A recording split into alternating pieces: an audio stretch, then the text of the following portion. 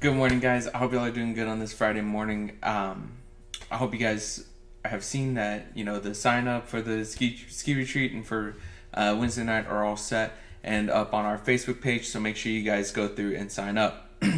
Also, quick reminder. Kick my camera.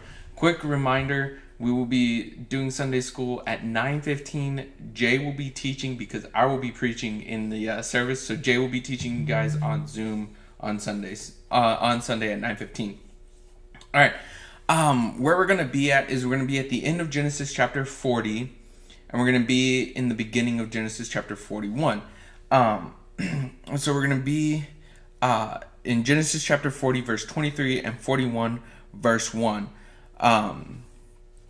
And those are going to be the verses that we're going to talk about. There's a broader story that we're going to talk about this morning also. We just don't have time to read all of it. So it's really all of Genesis chapter 40 and 41 is this whole story. You guys have probably heard it. It's the story of while Joseph was in prison.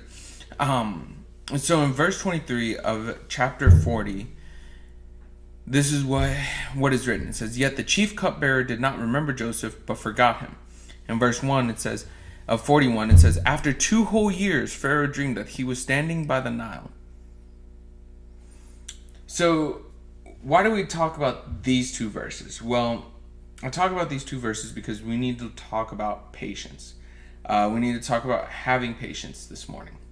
What has happened in chapter 40 and what's going to happen in chapter 41 is that, so what's happened in chapter 40 is that Joseph has been arrested for trying to sleep with Potiphar's wife. Even though he didn't, Potiphar's wife kind of threw this accusation out at him, and it led to him being arrested. While he was in prison, he met Pharaoh's cupbearer and baker.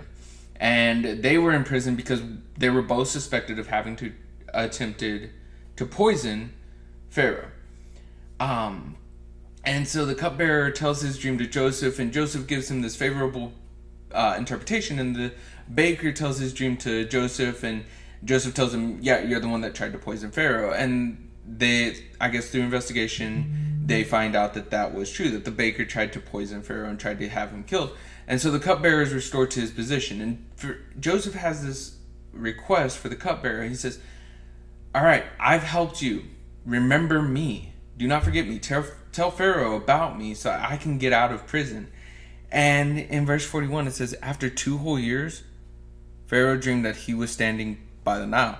And it starts into this dream that Pharaoh has. And then the cupbearer, after 2 whole years, the cupbearer remembers, "Oh, right, there was this guy in prison that I met. His name is Joseph. He's pretty skilled with these things. Let me tell you about him, Pharaoh." And we see that what ended up happening in Joseph's life is he ended up becoming second in command over all of Egypt. But he had to wait. He had to wait on God's timing. He had to wait for the time to be right. Did he get discouraged? Probably. Did he maybe have times where he lost faith? That's not told to us. And I think that there's a reason why it's not told to us. It's not told to us because it's not important. What's important is for us to remember that God's timing works out in the end, that God's timing is always perfect. Thank you guys so much for watching this morning. And that's my word for you guys this morning. Just remember, God's timing is always perfect. Just wait on God. I hope you guys have a great weekend. I will see you guys Sunday morning at either 9 or 10:30, whenever you come to the service. All right. I'll see you guys then. Have a good one.